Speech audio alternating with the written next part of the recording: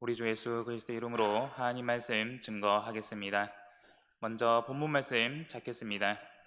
본문 말씀 역대하 24장 1절에서 2절, 15절에서 19절 말씀입니다. 역대하 24장 1절에서 2절, 15절에서 19절 말씀입니다. 찾으셨으면 제가 읽겠습니다. 역대하 24장 1절. 요아스가 위에 나아갈 때에 나이 7세라 예루살렘에서 40년을 치리하니라. 그 모친의 이름은 시비아라 브엘세바 사람이더라. 제사장 여호야다가 세상에 사는 모든 날에 요아스가 여호와 보시기에 정직히 행하였으며. 15절입니다. 여호야다가 나이 많고 늙어서 죽으니 죽을 때 130세라. 무리가 다윗성 열왕의 묘실 중에 장사하였으니 이는 저가 이스라엘과 하나님과 그 전에 대하여 선을 행하였음이더라. 여호야다가 죽은 후에 유다 방백들이 와서 왕에게 절하매 왕이 그의 말을 듣고 그 열조의 하나님 여호와의 전을 버리고 아세라 목상과 우상을 섬긴 고로 이 죄로 인하여 진노가 유다와 예루살렘에 임하니라. 그러나 여호와께서 선지자를 저에게 보내사 다시 자기에게로 돌아오게 하려 하심에 선지자들이 저에게 경계하나 듣지 아니하니라. 아멘. 할렐루야. 네, 우리 현장에 계신 우리 전주교회 모든 성도 여러분들, 그리고 온라인을 통해 예배를 참석하고 있는 우리 모든 성도 여러분들, 지난 한 주도 주 안에서 평안한 한 주 되셨습니까? 네, 비록 코로나로 인해서 우리가 함께 한 자리에서 예배를 드리지는 못하지만 그럼에도 불구하고 안식일을 기억하여 각 자리에서 거룩히 지키는 우리 모든 성도 여러분들께 하나님의 축복과 평안이 함께 하기를 소망합니다. 네, 오늘 이 시간 우리 성도 여러분들과 함께 나눌 말씀의 제목은 신앙의 홀로 서기입니다. 우리가 역대하 24장과 열왕기하 12장의 말씀을 통해 한 왕에 대해서 살펴볼 텐데요. 그 왕의 이름은 바로 요아스 왕입니다. 이 시대가 르호보암 시대 때를 기점으로 유다와 이스라엘로 나뉜 분열 왕국 시대의 이야기인데요. 오늘 본문에 등장하는 요아스 왕은 남유다의 왕들 가운데 8번째로 왕위에 오른 사람입니다.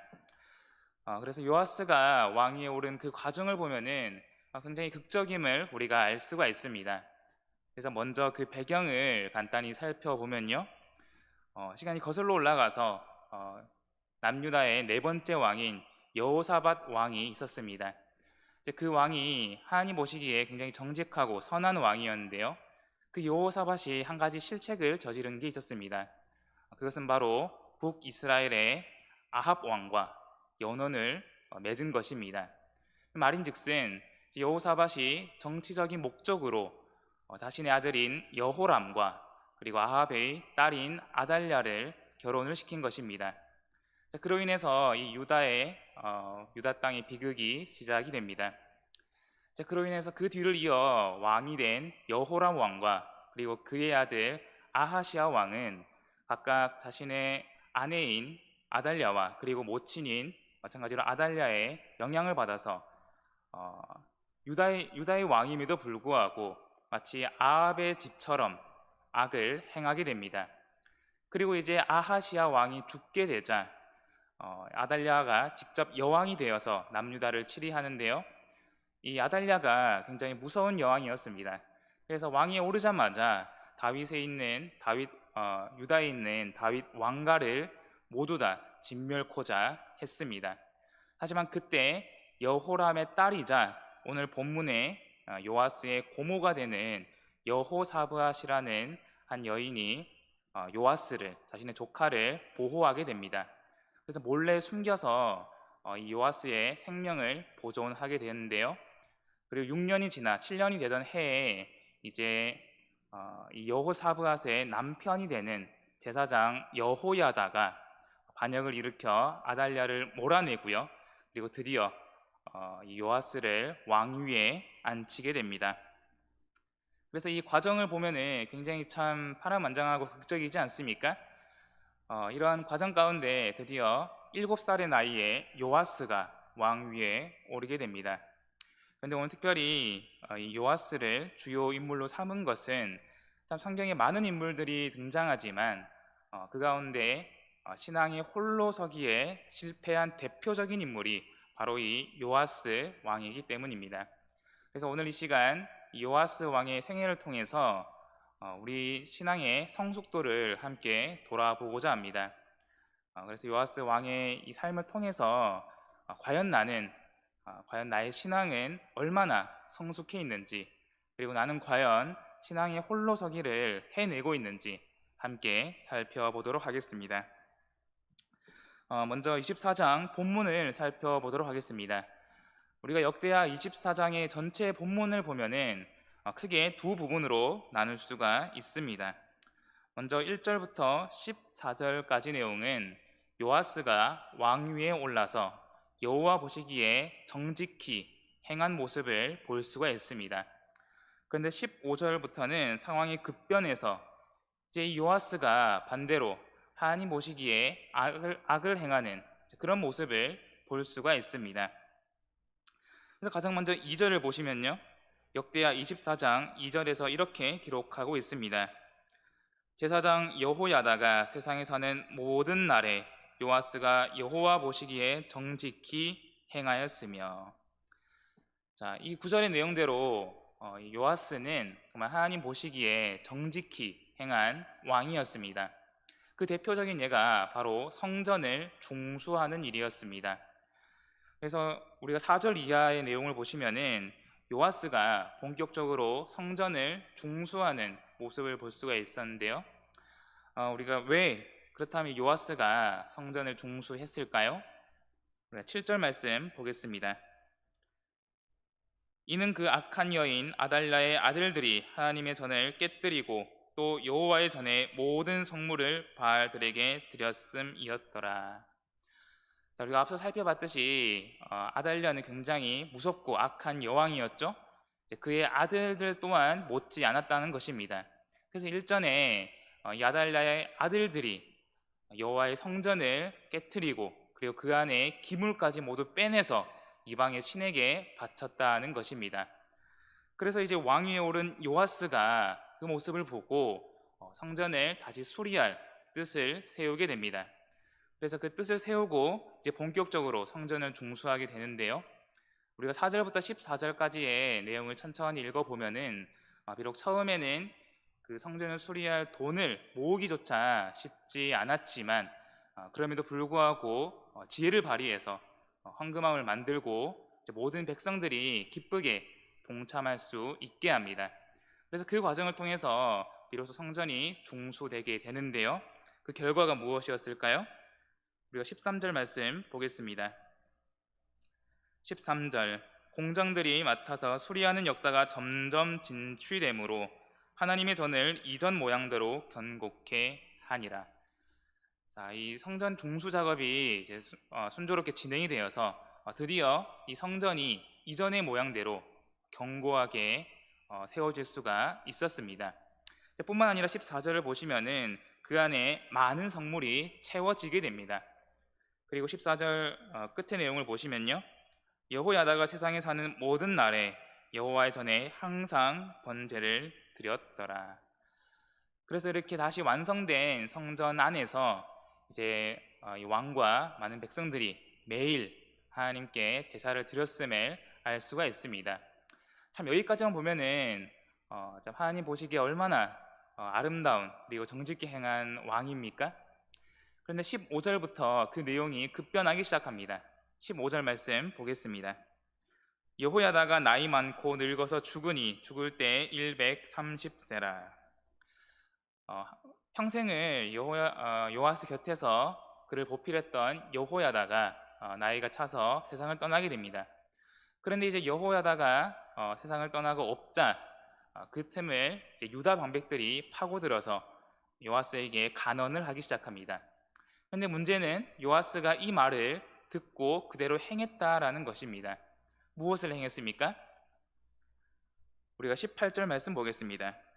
그 열조의 하나님 여호와의 전을 버리고 아세라 목상과 우상을 섬긴 고로 이 죄로 인하여 진노가 유다와 예루살렘에 임하니라. 자, 방금 전까지만 하더라도 서두에서는 이 요아스가 여호와 보시기에 정직히 행하여 그 깨어진 성전을 중수하는 모습을 우리가 보았습니다. 그런데 15절에서 이제 여호야다가 죽고 없어지자 그 주변의 신하들의 간언에 따라서 오히려 그 성전을 버리고 각종 이방신을 섬기는 모습을 우리가 볼 수가 있습니다. 그래서 이 두 가지 모습이 굉장히 대조되지 않습니까? 결국 이렇게 악을 행한 결과가 무엇이었을까요? 우리가 23절부터 25절까지의 내용을 보시면은 이 요아스의 결국을 볼 수가 있습니다. 그래서 아람 군대가 이제 유다를 침략하여 그들을 심판하는 내용인데 이 과정 가운데 요아스가 큰 부상을 입게 됩니다. 뿐만 아니라 마지막 25절에서는 신복들이 모반을 일으켜서 결국 요아스가 침상에서 죽음을 맞는 모습을 볼 수가 있습니다. 비참한 죽음이죠. 인정받지 못하는 그런 슬픈 죽음이었습니다. 그래서 우리가 이 과정을 통해서 한 가지 의문이 들 수가 있습니다. 그러면 서도에 시작할 때만 하더라도 여호와 보시기에 정직히 행하는 왕이었는데 어떻게 이렇게 한순간에 무너질 수 있을까요? 우리가 요아스의 실패의 원인을 살펴보기 위해서는 먼저 요아스의 삶에 가장 크게 영향을 끼친 한 사람을 이해할 필요가 있습니다. 그 사람이 누구일까요? 바로 여호야다입니다. 우리가 앞서 살펴봤지만 여호야다는 어떤 사람이었습니까? 요아스의 고모가 되는 여호사브앗의 남편입니다. 즉 요아스 왕에게는 고모부가 되는 사람이죠. 그리고 성전의 제사장입니다. 이 여호야다가 행한 일이 무엇이었습니까? 그것은 악한 여왕 아달랴를 몰아내고 그리고 종교 개혁을 단행한 사람이었습니다. 이 과정이 역대하 23장에 전반적으로 기록이 되어 있습니다. 그래서 이 과정을 통해서 우리는 이 여호야다가 정말 용감하고 정의로운 사람임을 알 수가 있습니다. 그래서 그렇게 다시 빼앗은 왕위를 누구에게 줍니까? 자신이 가지는 것이 아니라 그 어린 7살의 요아스에게 순순히 물려줍니다. 굉장히 또 정직한 사람이죠. 그래서 이런 여호야다가 평생을 거쳐서 이제 요아스의 곁에서 그를 보필합니다. 그리고 130세의 나이로 일기를 마치고 다윗성 열왕의 묘실에 장사됩니다. 비록 이 여호야다는 이 왕이 아니었음에도 불구하고 그 믿음이 인정이 되어서 열왕의 묘실에 다른 왕들과 같이 장사된 것입니다. 그리고 그의 일생을 두고 어떻게 평가하고 있을까요? 우리가 16절 말씀 보겠습니다. 우리가 다윗성 열왕의 묘실 중에 장사하였으니 이는 저가 이스라엘과 하나님과 그 전에 대하여 선을 행하였음이었더라. 아멘. 이 내용을 통해서 우리는 여호야다가 굉장히 믿음이 훌륭하고 정직하고 정의로운 사람이란 것을 알 수가 있습니다. 더욱이 요아스에게 있어서는 이 여호야다가 정말 최고로 의지할 만한 사람이었겠죠. 그래서 정말 이 요아스에게 있어서 이 여호야다는 생명의 은인이자 보호자였고요, 그리고 신앙의 본보기이자 최고의 스승이자 그리고 가장 든든한 조력자였습니다.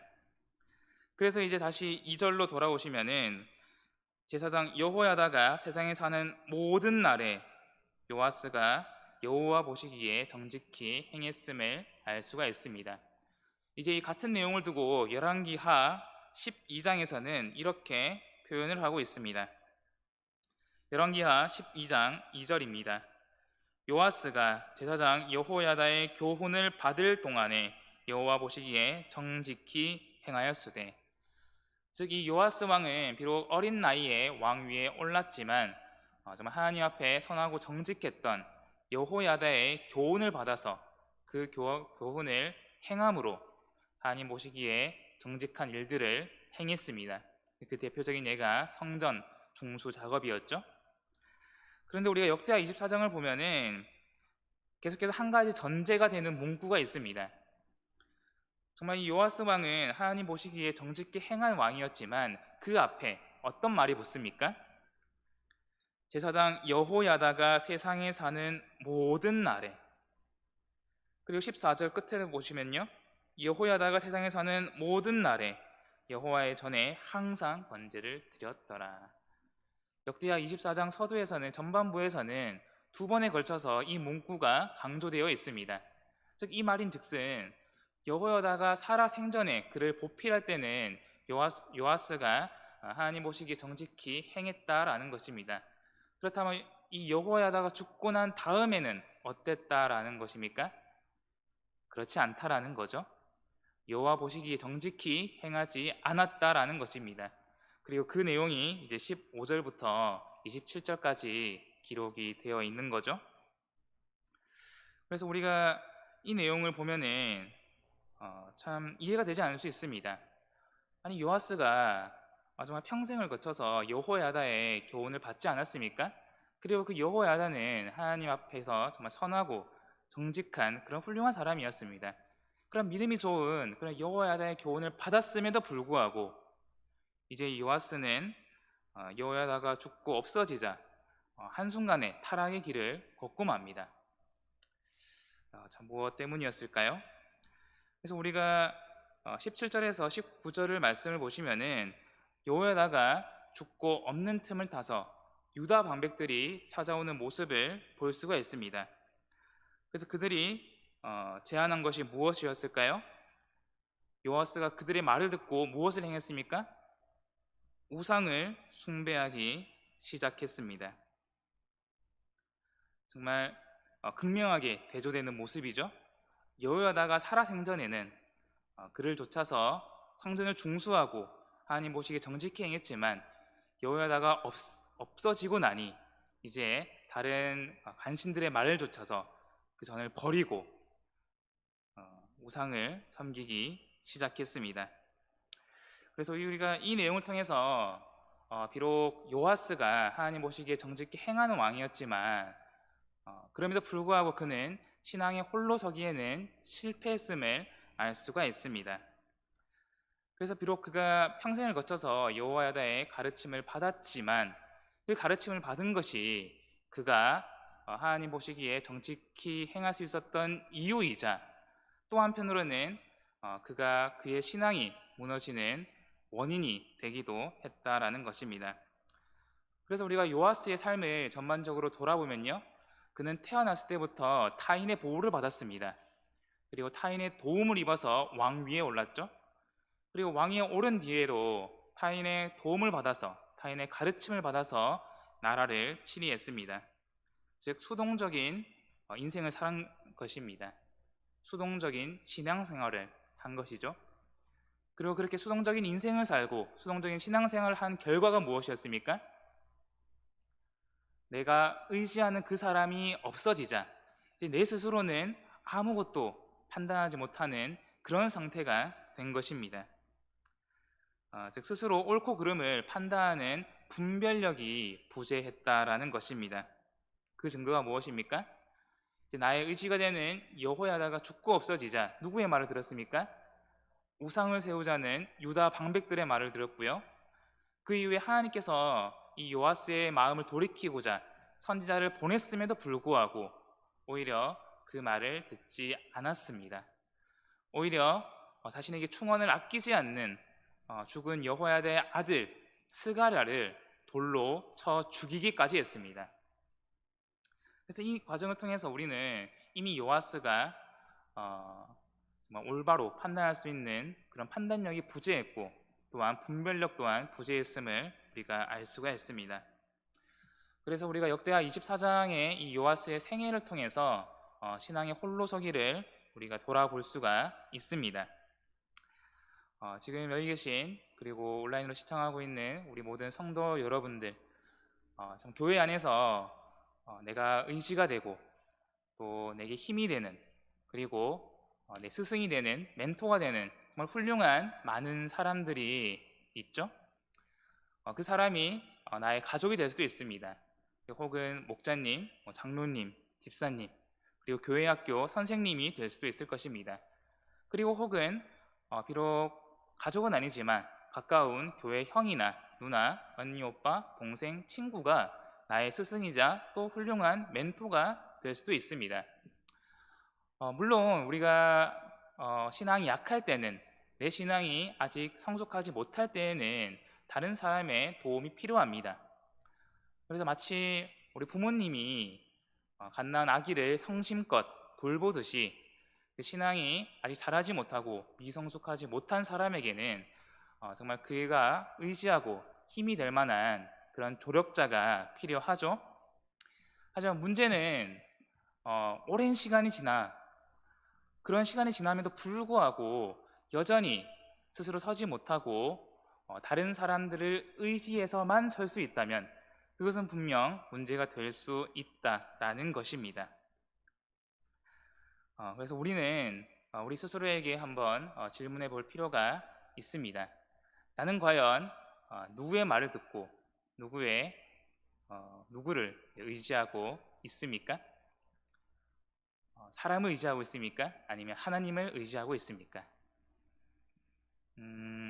제가 대만에 있을 때 한 번은 한 집사님께서 저를 데리고 산 위에 있는 몇몇 교회들을 방문하기를 원하셨습니다. 그래서 이제 그 집사님이 운전하시는 차를 타고 산 위에 올라가게 되었는데요. 사실 대만이 지금 많은 발전을 했지만 막상 산 위에 깊은 곳으로 올라가면은 여전히 이렇게 도로가 이렇게 잘 정돈되지 못하고 또 여러 갈래 길이 있고 참 험함을 알 수가 있습니다. 근데 그런 험하고 참 복잡한 길을 감에도 불구하고 집사님은 그 앞에 있는 내비게이션을 이용하지 않고 스스로 이렇게 길을 찾아서 올라가는 것이었습니다. 그래서 옆자리에서 제가 집사님께 여쭤보았습니다. 아니 집사님, 앞에 내비게이션이 있는데 그냥 편하게 이 내비게이션을 쓰면 되지 않을까요? 라고 물어보니까 집사님이 이렇게 대답을 하였습니다. 내가 처음에는 이 내비게이션을 써봤는데 굉장히 편하고 좋았습니다. 그런데 그렇게 계속 내비게이션을 쓰다 보니까 나도 모르게 이제 어떤 길을 가더라도 이 내비게이션만 보고 내비게이션만 의지해서 가게 되더라라는 것입니다. 그래서 몇 번을 왕복한 길임에도 이제 내비게이션 없이는 그 장소를 가지 못했다라고 말씀하셨습니다. 그래서 비록 당장은 좀 불편하고 힘들더라도 내비게이션 쓰지 않고 스스로 길을 찾고 이렇게 운전하는 훈련을 하게 되었다라고 제게 대답해 주셨습니다. 제가 이 말을 들으면서 참 한편으로는 그런 생각이 들었습니다.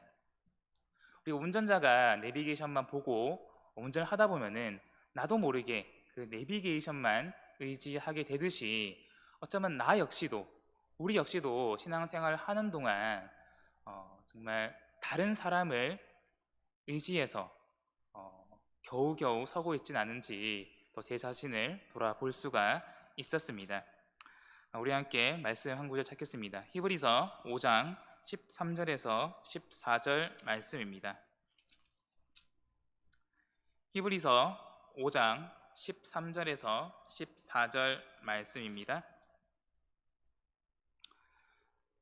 히브리서 5장 13절에서 14절입니다. 대저 젖을 먹는 자마다 어린아이니 의의 말씀을 경험하지 못한 자요 단단한 식물을 장성한 자의 것이니 저희는 지각을 사용함으로 연단을 받아 선악을 분별하는 자들이니라. 아멘. 여기 13절을 보시면은 대저 젖을 먹는 자마다 어린아이니 의의 말씀을 경험하지 못한 자라고 기록하고 있습니다. 즉 이 말씀 그대로 젖을 먹는 이제 어린아이는 옳은 말씀을 잘 분별치 못한다라는 거죠. 그래서 오늘날 교회 안에서도 참 믿음이 아직 자라지 못한, 아직 말씀을 잘 모르는 그런 분들에게는 우리가 설교를 할 때도 또 말씀을 증거할 때도 말씀을 꼭꼭 씹어서 이해하기 편하게 이렇게 말씀을 전하지 않습니까? 근데 우리가 이런 생활에 이렇게 말씀을 듣는 것에 익숙해지다 보니까 오랜 시간이 지나고도 나도 모르게 내가 스스로 이제 이 말씀을 묵상하고 깨달을 수 있어야 되는데 여전히 다른 누군가가 말씀을 꼭꼭 씹어서 내 입에 넣어주기만을 기다리고 있진 않는지 우리 스스로를 돌아볼 필요가 있을 것 같습니다. 그래서 우리가 젖을 먹는 아이처럼 누군가 꼭꼭 씹어서 떠먹여 주기만을 기다린다면은 우리의 신앙이 자라는 데는 한계가 있다라는 것입니다. 분명한 것은 내 힘은 전혀 없이 타인의 의지에서 서는 신앙은 결코 계속해서 성장할 수 없다라는 것입니다. 그래서 우리가 신앙이 어느 정도 일정 수준이 되면은 반드시 신앙의 홀로 서기를 해낼 수 있어야 됩니다. 그러한 훈련을 거쳐야 합니다. 그래서 우리가 신앙의 홀로 서기를 위해서는 무엇보다 스스로 하나님을 찾는 노력이 필요하다라는 것입니다.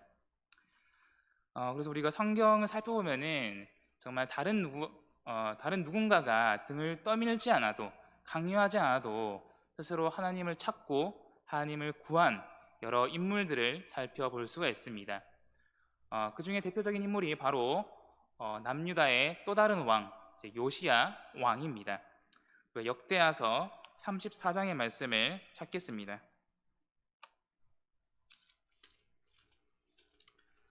역대하 34장 1절에서 3절 말씀입니다. 역대하 34장 1절에서 3절 말씀입니다. 요시야가 위에 나아갈 때 나이 8세라 예루살렘에서 31년을 치리하며 여호와 보시기에 정직히 행하여 그 조상 다윗의 길로 행하여 좌우로 치우치지 아니하고. 우선 여기까지 보겠습니다. 자, 여기까지만 보면은 우리가 앞서 살펴봤던 요아스 왕과 참 많은 점이 닮아 있습니다. 요아스가 7살의 어린 나이에 왕 위에 올랐죠. 이제 이 요시야도 8살이라는 어린 나이에 왕 위에 오릅니다. 그리고 31년간을 이 유다를 통치하게 되는데요. 3절을 보시면은 한 가지 차이점이 있습니다. 오히려 어렸을 때 곧 위에 있은 지 8년에 그 조상 다윗의 하나님을 비로소 구하고 그 12년에 유다와 예루살렘을 비로소 정결케 하여 그 산당과 아세라 목성들과 아로 새긴 우상들과 부어 만든 우상들을 제하여 버리매. 아멘. 자, 앞서 우리가 살펴봤던 요아스는 여호야다가 사는 날 동안에만 여호와 보시기에 정직히 행하였습니다. 그런데 요시야는 어땠습니까? 그 조상 다윗의 하나님을 비로소 구했다라고 기록하고 있습니다. 그래서 이 3절의 말씀을 우리가 쉽게 풀이 위한 세번역의 표현을 보면은 요시야는 왕이 된 지 8째 해에 아직도 매우 어린 나이에 조상 다윗의 하나님을 찾기 시작하였다라고 기록하고 있습니다. 8살의 나이에 왕이 올라서 그리고 8년이 지났으니 16살이란 나이겠죠. 하지만 그럼에도 불구하고 그런 어린 나이에도 불구하고 이 요시야 왕은 스스로 하나님을 구했습니다. 스스로 하나님을 찾았어요. 그리고 그 과정 가운데 하나님의 뜻을 깨닫고 뜻을 세우고 종교개혁을 단행하기 시작합니다. 그리고 그 종교개혁은 거기에 성과를 거두고 성공을 하게 됩니다. 그래서 작지만 큰 차이입니다. 누군가를 의지해서 서는 신앙이냐 아니면은 내 스스로 하나님의 말씀을 묵상하고 깨닫는 가운데 홀로 서는 신앙이냐, 그 한 가지 차이가 이렇게 큰 차이를 만들게 된 것입니다. 뿐만 아니라 우리가 예수님을 통해서도 또 좋은 본보기를 삼을 수가 있습니다. 예수님이 기도할 때 어디로 가서 기도하셨을까요? 항상 예수님은 산이라든지 한적한 곳에 홀로 나아가 기도를 하셨습니다. 그래서 누군가의 강요에 의해서 하는 것이 아니었죠. 누군가 등을 떠밀어서 기도해라 라고 해서 기도한 것이 아니었습니다. 예수님 당신의 의지로 하나님께 나아가 나와 하나님의 관계를 바로 세운 것이고요. 그리고 그런 기도 가운데 하나님의 뜻을 찾고 하나님의 뜻을 구한 것입니다. 그래서 우리가 이런 좋은 선례들을 보면서 또 우리에게 우리가 또 본보기를 삼을 수 있을 것 같습니다. 그래서 제 삶을 돌아보면은 저 역시 이러한 경험이 있습니다. 작은 경험이 있습니다. 제가 부산에서 신앙생활을 했었는데요. 이제 모태신앙으로 신앙생활을 했음에도 불구하고 사실 학생 때는 그 믿음이 그렇게 견고하지 못했습니다. 그래서 그 가운데 제가 21살의 나이에 군대를 가게 됩니다. 그래서 20년이라는 시간을 그 따뜻한 남쪽 나라에서만 아주 편하게 살다가 군대를 어디로 갔을까요? 네, 강원도 철원이라는, 제가 그 전까지는 듣지도 보지도 못했던 그 춥고 더운, 정말 그런 한국 같지 않은 그런 곳에 가서 군대 생활을 하게 되었습니다. 그래서 제가 기억하기로 2006년에 제가 입대를 했는데요. 이제 막상 자대를 들어가니까 그 시설조차 참 열악했음을 볼 수가 있었습니다. 그래서 얼마나 열악하냐면은 지금은 생활관이라고 부르지만 그때는 이제 내무실이라고 불렀습니다. 정말 컨테이너 박스 같은 그런 작은 그런 내무실에 거의 한 4, 50명 되는 그 많은 사람들이 따닥따닥 붙어서 생활을 했고요. 저도 가관인 것은 이제 화장실이었습니다. 이제 그 내무실 안에 있는 것이 아니라 내무실 밖에, 마치 우리가 시골에 있는 그런 푸세식 화장실처럼 굉장히 참 위생 상태도 좋지 못하고 참 여러모로 열악한 그런 화장실에서 용변을 봐야 했습니다. 근데 제가 이제 군 입대를 하면서 참 마음에 걸렸던 것이, 그 전까지만 하더라도 아무 걱정 없이 이렇게 교회를 나오고 있었는데 이제 군대를 가면은 내가 어떻게 이 신앙을 지킬 수가 있지? 라는 고민이 들었습니다. 근데 막상 군대를 가니까 종교 활동이라고 해서 이제 일요일에 교회를, 연대에 있는 교회를 갈 수가 있었습니다. 하지만 참여해서 교인으로서 참 그 마음이 항상 불편했습니다. 내가 어떻게 이 믿음을 지킬 수 있을까? 그래서 한 가지 결심을 했습니다. 내가 말씀을 읽어야겠다.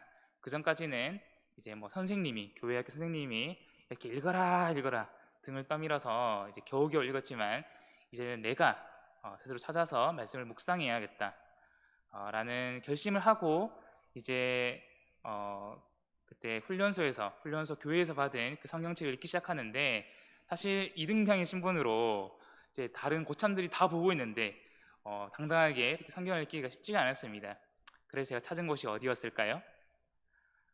바로 가장 열악하고 가장 냄새나고, 하지만 그래서 아무도 찾지 않는 이제 화장실이었습니다. 그래서 항상 기상을 하고 나면은 이제 대략 저희가 점호를 하기 전까지 20분 정도의 시간이 있었는데, 그 시간까지 보통 빠르게 환복을 하고 용변을 보는 시간이었습니다. 저는 그 시간에 성경책을 두고 후다닥 이제 화장실에 가서 참 그 성경책을 읽었던 기억이 납니다. 그래서 처음 그곳에서 성경을 읽을 때는 참 냄새도 나고 참 더럽기도 하고 참 불편한 것 투성이었는데요. 근데 그런 가운데 매일 계속해서 성경을 읽어가는 가운데 참 그 전까지는 제가 깨닫지 못했던 많은 말씀들을 또 이렇게 이해할 수 있게 되었고요. 그리고 비록 힘들고 참 거친 군 생활이었지만 그럼에도 불구하고 스스로 찾은 그 하나님 말씀이 참 많은 힘이 되고 의지가 됨을 경험할 수가 있었습니다. 그래서 우리가 이 과정을 통해서 우리가 생각을 해봐야 할 것은, 나는 과연 내 스스로 하나님 말씀을 사모하고 하나님의 말씀을 찾고 있는가입니다. 참 감사하게도 어제 저녁 예배 시간 때 목자님께서 고난 속에 진정한 성숙이라는 말씀을 증거해 주셨는데요. 비록 우리가 고난 가운데 있지만 그럼에도 불구하고 우리가 성숙할 수 있는 원동력을 6가지를 말씀해 주셨습니다. 그래서 세상에 속한 그런 악한 마음들을 버리고 하나님의 말씀을 사모하고 구원의 은혜를 깨달아, 그리고 사람이 아닌 보배로운 산돌 대신 예수 그리스도께로 나아와 신령한 성전이 되고 거룩한 제사장이 되어야 한다라고 말씀하지 않았습니까? 그래서 우리가 이 말씀의 내용처럼 정말 하나님의 말씀을 사모할 수가 있어야겠습니다. 그 말씀에 대한 사모가 누군가에 의한 그런 강요가 아니라, 수동적인 사모가 아니라 내 스스로 능동적으로 내가 정말 필요해서 정말 갈급한 마음으로, 갈망한 마음으로 하나님의 말씀을 사모하고, 사람이 아닌 예수님께로 나아올 수 있어야겠습니다. 우리 마지막 말씀 한번 읽고 맺도록 하겠습니다. 우리 고린도전서 3장 6절에서 7절 말씀입니다. 고린도전서 3장 6절에서 7절 말씀입니다.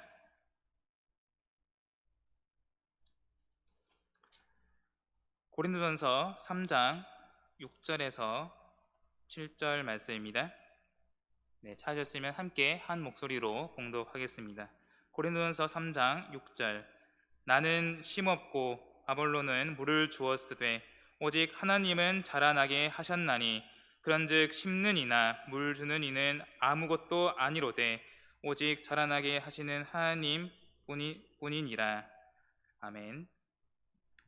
자, 이 말씀에서 바울 사도는 비록 우리가 심고 물을 주지만 우리를 자라나게 하시는 이는, 우리의 신앙을 자라나게 하시는 이는 바로 여호와 하나님을 고백하고 있습니다. 그래서 우리가 교회 안에 살펴보면은 참 내 신앙의 의지가 되고 힘이 되는 그런 많은 사람이 계시죠. 물론 그것 또한 하나님께서 우리에게 주신 큰 복이라 생각을 합니다. 하지만 중요한 것은 우리가 계속해서 언제까지고 그런 타인에 의해서 서는 신앙이 아니라 정말 하나님 보시기에 홀로 설 수 있는, 정말 우리가 하나님 말씀을 사모하고 갈망하는 마음으로 스스로 하나님을 찾는 그러한 신앙으로 성장할 수 있어야 되겠다라는 것입니다. 그렇게 우리가 정말 갈급한 마음으로 하나님께 나와서 하나님의 말씀을 묵상할 때 그 말씀이 우리 길에 빛이 되어서 우리가 갈 길을 인도해 주심을 믿습니다. 정말 코로나의 이 상황으로 인해서 정말 시간이 지날수록 우리 스스로 믿음을 지키기 더욱더 어려워지는 그런 시대가 되고 있습니다. 그래서 막상 교회를 간다는 것 자체만으로도 주변에 비난을 받고 그런 어려움을 겪고 있는 요즘인데요. 하지만 그럼에도 불구하고 이 고난 가운데에서도 하나님의 뜻이 있고 하나님의 역사하심을 믿습니다. 정말 바라기는 이 고난을 통해서 우리의 신앙을 돌아보는 그런 소중한 계기가 되기를 소망합니다. 그래서 정말 우리가 이 코로나 이 상황을 통해서 내 신앙의 성숙도를 한 번 더 돌아보고요. 정말 다른 누구를 통해서가 아닌 내 스스로 하나님을 찾기에 더욱 힘쓰는 내가 되길 소망합니다. 그래서 앞으로 또 어떤 상황이 닥치더라도 또 내가 의지하는 그 사람이 이제 내 곁에 없다 할지라도 정말 하나님께서 내게 주시는 그 힘으로 믿음 위에 굳건히 설 수 있는, 스스로 신앙 안에서 홀로 서기를 이룰 수 있는 저와 우리 모든 성도 여러분들 되시기를 예수 그리스도 이름으로 축원드립니다. 잠시 묵도 드리겠습니다.